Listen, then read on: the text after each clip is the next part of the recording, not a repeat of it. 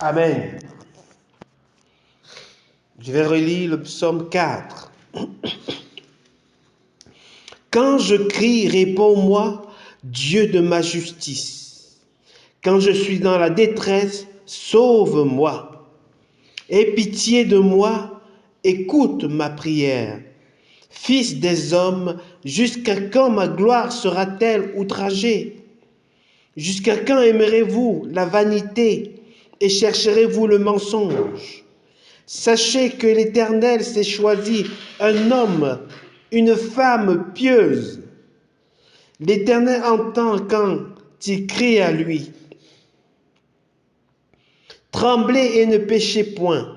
Parlez en votre cœur sur votre couche, puis taisez-vous. Offrez des sacrifices de justice et confiez-vous en l'Éternel. Plusieurs disent, qui nous fera voir le bonheur? Fais lever sur nous la lumière de ta face, ô Éternel. Tu mets dans mon cœur plus de joie qu'ils en ont, quand abondent leurs froment et leurs maux. Je me couche et je m'endors en paix, car toi seul, ô Éternel, tu me donnes la sécurité dans ma demeure. Ici, David est en prière vis-à-vis de son Dieu. Il est en supplication, il a un souci dans sa vie. Il y a des choses qui le chagrinent. Il a des besoins insatisfaits. Il dit, quand je crie, réponds-moi, Dieu de ma justice. Quand je crie, réponds-moi. On aimerait que Dieu réponde à nos prières. On aimerait que Dieu écoute nos voix. Et il dit, quand je suis dans la détresse, sauve-moi. On aimerait que Dieu intervienne dans nos situations. On aimerait que Dieu intervienne.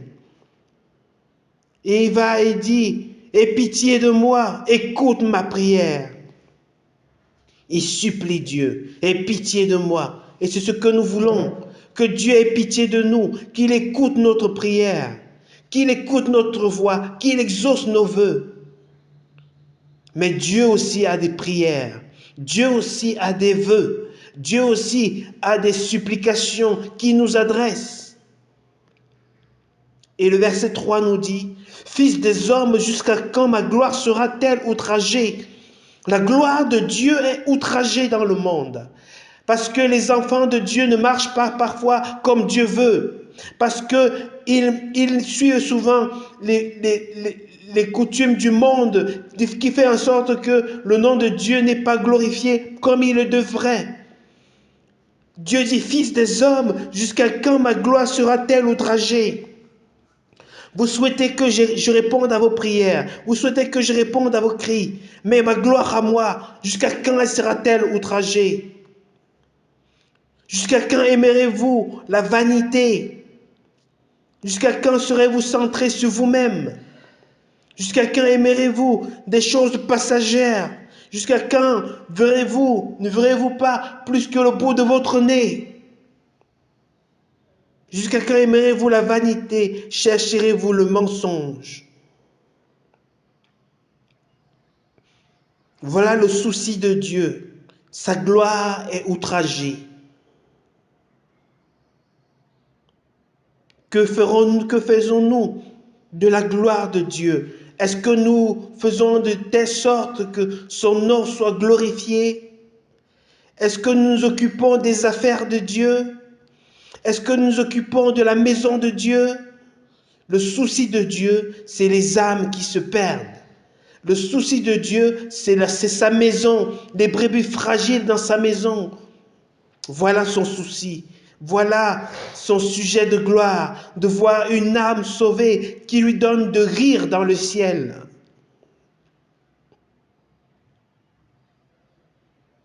Et puis au verset 4, il nous dit, « Sachez que l'Éternel s'est choisi un homme pieux. » La piété, c'est l'attachement à Dieu. La piété, c'est avoir dans son cœur le souci de Dieu. C'est avoir dans son cœur le souci de Dieu, de telle sorte que de porter le fardeau de Dieu. L'Éternel qui cherche, c'est un homme pieux. Sachez que l'Éternel s'est choisi. Il s'est choisi un homme pieux. Il s'est choisi une femme pieuse qui portera son souci, qui portera son fardeau. Quand on porte le souci de Dieu, quand on porte le fardeau de Dieu, Dieu lui-même porte notre souci, Dieu lui-même porte notre fardeau. Sachez que l'Éternel s'est choisi un homme pieux. L'Éternel entend quand il crie à lui. Si tu te donnes de porter le souci de Dieu, si tu te donnes de porter le fardeau de Dieu, quand tu crieras, Dieu t'entendra et Dieu répondra. Il ne tardera pas parce qu'il sait que tu es celui-là, tu es celle-là qui porte son souci, qui porte son fardeau. Et son souci, ce sont les âmes qui se perdent. Son souci, c'est son église qui va mal, les brebis faibles de sa maison.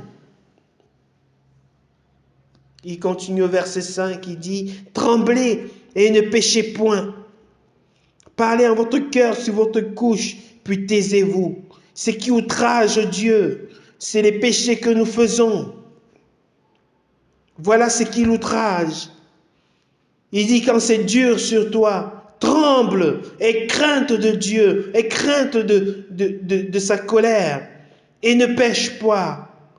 Mais parfois, nous ne craignons pas assez Dieu et nous péchons, nous sommes négligents quant aux affaires de Dieu. Et nous péchons ainsi. Mais il dit tremble et ne pêche point. Parle en ton cœur sur ta couche, puis tais-toi. Et puis il y a quelque chose d'autre que Dieu attend de nous. Il dit au verset 6, offre des sacrifices de justice. Offre des sacrifices de justice. Prends soin de l'orphelin et de la veuve. Ce sont des sacrifices de justice. Prends soin de l'orphelin, de la veuve. Prends soin de l'SDF. Les sacrifices de justice. Offre des sacrifices de justice. Et confie-toi en l'Éternel. Plusieurs disent qui nous fera voir le bonheur. Beaucoup de personnes cherchent le bonheur. Ils cherchent des satisfactions de leur situation. Qui nous fera voir le bonheur? Et puis ils disent, fais lever sur nous la lumière de ta face, ô Éternel. Dieu veut faire lever sur nous la lumière de sa face. Il veut que nous ayons le bonheur. Mais il veut que nous nous occupons des plus faibles. Il veut que nous occupons de l'orphelin, de la veuve, de l'étranger. Il veut que nous occupons des malheureux. Il veut que nous occupons des brebis fragiles et faibles de son Église. Il veut que nous occupons de sa maison.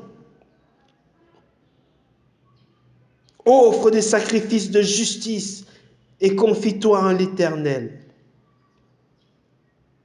Et pour celui qui marche ainsi, le verset 8 nous dit, « Tu mets dans mon cœur plus de joie qu'ils en ont, quand abondent leur froment et leur mou. » Et dans le cœur de celui-là, de celle-là qui marche, qui fait la volonté de Dieu, dans le cœur de celui-là, de celle-là qui porte le fardeau de Dieu, dans le cœur de celui-là, de celle-là qui s'occupe des affaires de Dieu, Dieu met dans son cœur plus de joie que les riches de ce monde.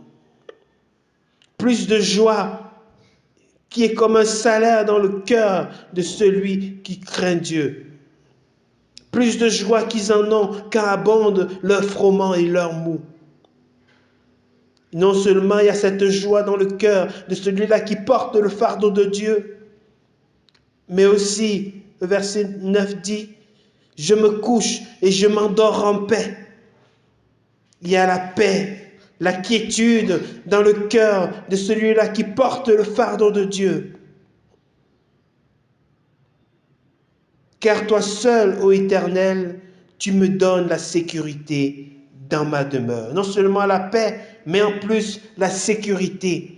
Une sécurité qui n'est pas assurée par les garde-corps devant la porte. Une sécurité qui n'est pas assurée par autant de loquets, de fermeture de la porte. Mais une sécurité qui est assurée parce qu'on marche, on porte le souci de Dieu, on porte le fardeau de Dieu. Et Dieu met dans notre cœur de la joie, de la paix et de l'assurance. Dieu nous dit ce matin, vous avez des soucis, vous avez des problèmes. Et il vous dit, moi aussi j'ai un souci, j'ai un problème. Mon souci, c'est le pauvre, c'est l'orphelin, c'est la veuve, c'est l'étranger, c'est les brebis faibles de ma maison. Que faites-vous d'eux? Prenez soin d'eux. Prenez mon fardeau et je prendrai votre fardeau. Occupons-nous des affaires de Dieu et Dieu nous s'occupera de nos affaires. Portons le fardeau de Dieu et Dieu portera notre fardeau. Dieu ce matin nous invite à nous détacher du péché, à nous attacher à sa maison, à porter son fardeau qui est les âmes qui se perdent, qui est l'orphelin, qui est la veuve, qui est l'étranger, qui est des brebis fragiles de sa maison. Portons son fardeau et il prendra soin de nous. Il portera notre fardeau, il nous assurera de la joie dans le cœur, il nous assurera de la paix dans le cœur, il nous assurera de l'assurance dans notre maison. À bon entendeur, salut. Ainsi le Seigneur a parlé. Amen.